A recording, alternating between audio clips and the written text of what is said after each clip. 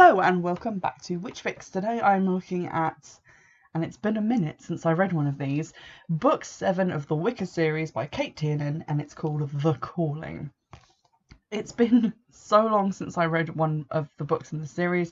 I think the last episode I did was putting book 5 and 6 into like one episode because not a huge amount happened in book 5. And it had actually been so long that I'd forgotten what happened, and I had to make myself go back and edit that episode that I'd recorded just so I could remember the content of, what had happened in the books. So in case you have also forgotten, the end of book 6 was basically the big confrontation between series antagonists Cal and Celine, and Hunter and Morgan faced them, and it ended with Celine killing Cal when he jumped in front of Morgan to save her life, and then them killing Celine and some sort of weird dark energy slithering out of her and off into the darkness. And that's very much where the book ends. This book picks up with a whole new setting and a whole new crisis. So the gang are off to New York, and they're going there as a sort of fun holiday trip, but also because Hunter is trying to track down an evil coven, which is the Amaranth coven mentioned in the previous book, that Celine was sort of associated with. It's like a secret coven, so people are also members of other covens, which is what Celine was doing with her coven star locket, but this is her real coven, and they're going after it in New York. Hunter's looking into it. At the same time, Morgan is having visions of a sort of sacrifice taking place. A bunch of people wearing animal masks of like vipers, weasels, mountain lions, wolves, etc., are sacrificing a wolf cub on an altar, and it seems to be that the guy in the wolf mask is the ringleader. And the implication taken from this vision is that someone in the Amaranth Coven, possibly the leader, is going to sacrifice their child to increase its power. So they're instantly on the lookout and trying to hunt down someone who might be the child in question to try and save them. As with previous books, we have sections ahead of each chapter. All of those sections in this book belong to a new character whose name I think is Neem Hidich, but I'm probably saying that wrong. I'm getting really tired of not being able to say half of this stuff, by the way. But it's very clear from the sort of start of the book that those sections belong to Kieran, who was the guy that Morgan's birth mother was involved with, who was actually her soulmate, but she was sort of already promised to this guy called Angus, and then she found out that her soulmate was married and had kids, and she told him to piss off back to his family because, you don't cheat on people, that's just mean. So when that revelation happened, I don't know what book it was, but one of the previous books, I instantly thought, so that guy was definitely Morgan's birth father, right?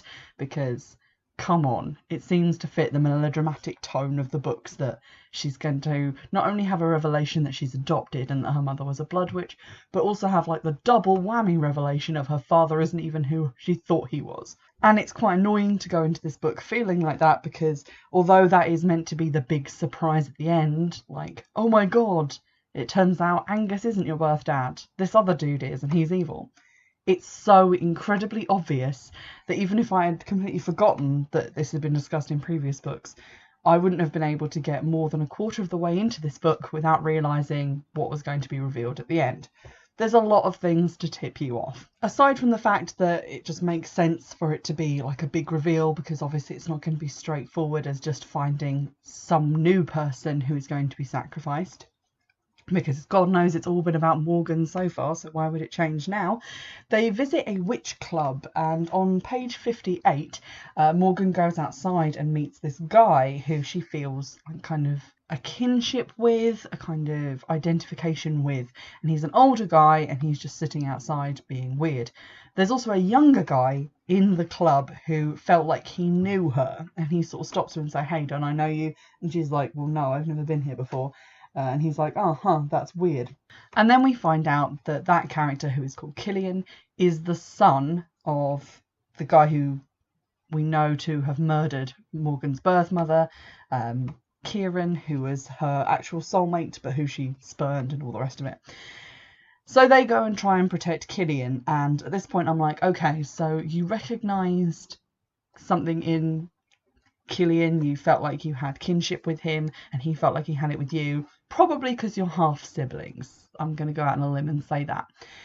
She bumps into the older guy again quite soon after that. They go to this bookshop and he's just in there reading about stuff, and she seems to feel like she can trust him straight away. He has a very trustworthy feel about him. He feels familiar, and I'm like, oh, okay, because he's your dad and he's the guy who you are actually looking for but won't identify until the end of the book. And boy howdy was I incredibly correct, and it was really frustrating getting there, because although occasionally in these books I have picked up on plot points and revelations before they occur, it's never been that within the first 5 pages of the book I've known what's going on and had to read an entire 200 plus page book to find out that I was correct. And that was quite frustrating for me on a number of levels. So that's the major plot of the book, is Morgan finding out that she has a living half sibling, and also that her father is not who she thought he was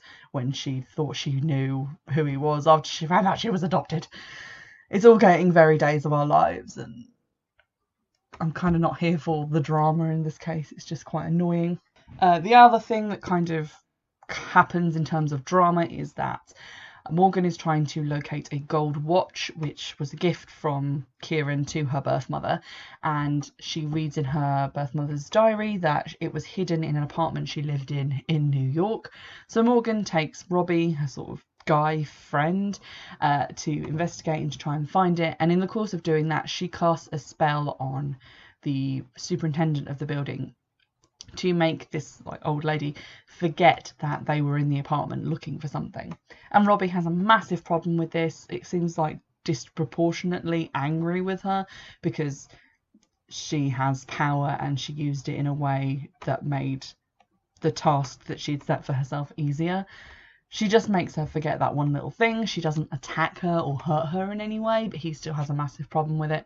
And I realise it's probably meant to come off as he thinks she's crossing a line and whatever, but all I can read in the subtext of that is that he's massively jealous because she is powerful and he is not. So it made me like Robbie a little bit less, because he brings up again this thing that happened in book 1, and it gets brought up in every single book. Oh hey, remember that time when Morgan did a potion for Robbie to clear up his acne, and it cleared up his acne really well but also fixed his eyesight because she was too powerful and she didn't really know what she was doing. And he continues to have a massive problem with that, and it's well, if you want to go back to wearing glasses and looking disgusting and not having girls date you, which is how he's described in the first book, I also have acne, I don't think that I look disgusting, but he definitely had a massive problem with how he looked. He just seems like he's really ungrateful and jealous, and I just don't get it. Obviously, Morgan shouldn't be abusing this power that she has, but at the same time, it seems like everyone in the books is just telling her not to do anything with it, unless they've had a committee meeting and decided that she can do magic. And everyone keeps saying, oh, well, I mean, you don't really know what you're doing. You've only been practicing for 2 months. When in the previous book, she did that weird mind meldy thing so she could learn everything that older witch knew. So I feel like they should maybe step off a bit. I'm getting frustrated for her, and I know she's a fictional character, but it just reminds me so much of things that happen when you're on pagan forums and they're like, oh no, we're Wiccans, we don't need to ever do spells, that would be too dangerous, we'll just let the universe sort itself out, and actually doing magic could hurt somebody, so let's just not. And those people are in the minority, but they still irritate me intensely. So that was a long rant about how I feel about that. Aside from that, didn't really rate this book. It was incredibly predictable and annoyed me intensely. We are now halfway through the series, and it seems like the real antagonists have been unveiled. It's this Amaranth Coven, although at the end of the book her dad does kind of turn on them to save her, but it might be because it's pure self-interest at this point. She's his heir and he wants her protected because maybe he wants her power all for himself. We don't know. And then at the end, Morgan breaks up with Hunter because she feels like she's destined to be evil because her dad is massively evil, and she did that one spell to make that woman forget 12 seconds of her life, and apparently that makes her the equivalent of Magic Hitler for some reason. So they break up, and I'm sure that's sad if you're at all invested in their relationship, which I am not, because I'm not 13 and I don't really care that much. I think my main gripe with the book is because it's so painfully obvious to me, and I'm sure to everyone else who read it, what is happening, what the actual reveal is going to be at the end. All the other characters, even the ones like Sky and Hunter, who are meant to be like advanced, experienced witches who work for the council and therefore know their shit and what's going on, they just come off as really, really ignorant and limited because they don't see the incredibly obvious plot lines that are forming around them. And it just kind of makes you look at them like a group of idiots who like can't accomplish anything and can't get anything done and don't believe in using magic at all. So I guess what I'm saying is I'm now rooting for the evil guys because at least they're interesting and they seem to be at least smarter than the good guys, which is not a great place to be in as a reader of a book series. Aside from that plotline, there are some other things going on, like interpersonal relationship-wise within the group, which I found personally to be so boring that I just didn't even want to think about them. But one of them is slightly relevant to something which I feel like is a sort of breadcrumb trail being led towards something new in terms of plot, so I will mention it. Robbie, the aforementioned ex-acne, ex-glasses dude, has finally started going out with super hot friend of Morgan called Bree. They're having a bit of trouble in their relationship because Bree doesn't really believe in love, and she thinks that because Robbie is so perfect and lovely, that it's all going to end badly, and so she might as well just end it now because terrible things are just around the corner, she's sure. Anyway, so they spend the whole book kind of going backwards and forwards about being in a relationship or not, and then at the end it seems like they've made up. Bree and Robbie decide to take one of the bedrooms so that they can like be together and spend some time together, and on the door of the bedroom is a wreath with jasmine woven through it, and Hunter comments that he doesn't know where they would get jasmine at this time of year because I guess it's winter or something and you can't find it outside growing. And earlier at the bookshop where Morgan met the guy who was totes her dad, and I'd forgotten about this until just now, he had a faint Scottish accent. Like, that's the biggest fucking red flag in the world. Come on, guys.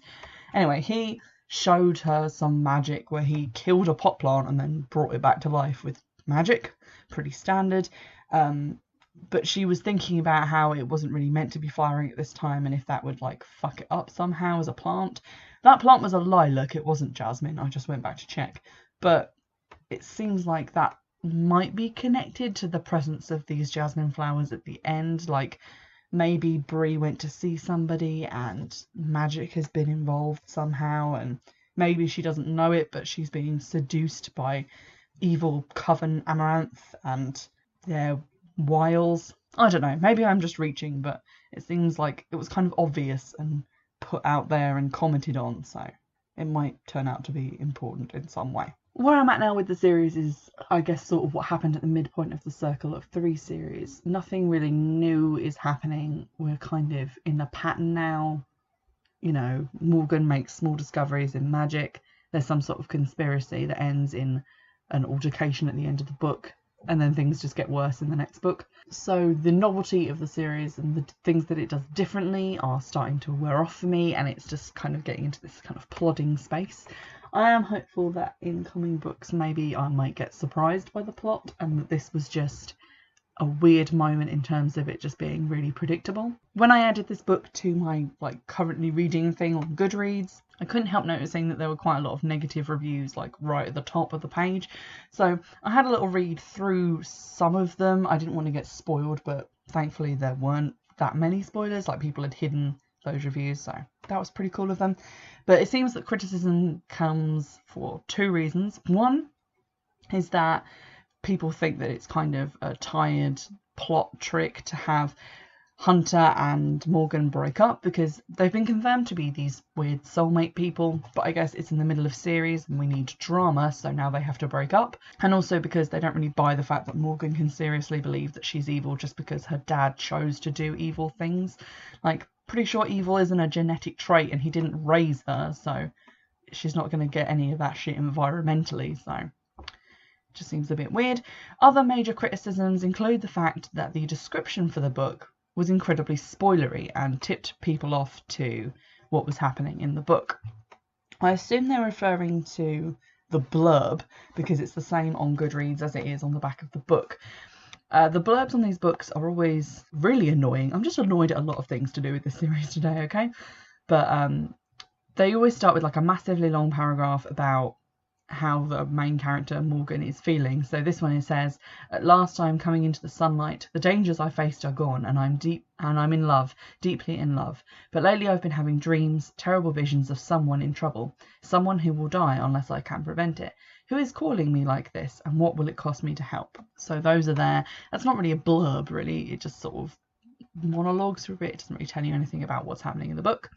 And then underneath that, there'll usually be like 2 sentences, which does what a blurb is actually meant to do and tells you something that's going to happen in the book. But this one is quite spoilery. "Morgan is a blood witch, but where is her real family, and who are her friends and her enemies?" So I think the thing about where is her real family is what spoiled a lot of people, because in previous books we've been told about her birth parents, that their whole coven was wiped out, which is their family, and that the 2 of them died in a fire. So if they're dead, who is this person who is still out there somewhere as part of her real family? And it just kind of confirms when you start reading the book, oh, then it's pretty clear from the pre-chapter pieces from the perspective of her biological father, and from this mysterious guy turning up who has a slight Scottish accent and is old enough to be her dad. Then I think he's actually described as being old enough to be her dad. Jesus. Anyway, it's pretty obvious if you've read the blurb, or if you just glance at it halfway through the book and think, oh, I know what's going on. So even if you couldn't work it out yourself, the back of the book near as good as tells you. It's kind of ridiculous, really. Reading some general reviews and trying not to get spoiled for the book after this one, it does seem to be a bit more positive in terms of reviews, although a lot of them note that Morgan's behaviour starts being like very rebellious, and like she doesn't care anymore, like she stops doing schoolwork, starts doing dangerous things like underage drinking and things like that, which kind of reminds me of, and I'm loath to mention it, the Twilight Saga, when Bella realises that she can only like hallucinate Edward when she's in danger, and then we all had to like read about her being reckless and stupid. It seems kind of like that, except Morgan's doing it because she thinks that she's destined to be evil, so she might as well just stop trying. I feel like as an adult, and I use that term loosely, I'm going to be quite frustrated by those elements in the story, but we'll see how we go. I hope you've enjoyed this episode. Let me know what you thought of this book if you've also read it, and you can get in touch in the usual way on Twitter, which is @Witchfix, or by email, which is witchfixpodcast@gmail.com. You can also check the donation link below, and you can donate to Patreon, because I still haven't actually bought the last 3 books in this series, and I should probably get around to doing that at some point. If you would like to buy those books, they are on the Amazon wishlist for the podcast, which you can find by going to the Twitter feed and looking for the link. In the meantime, I'll see you in the next episode. Bye!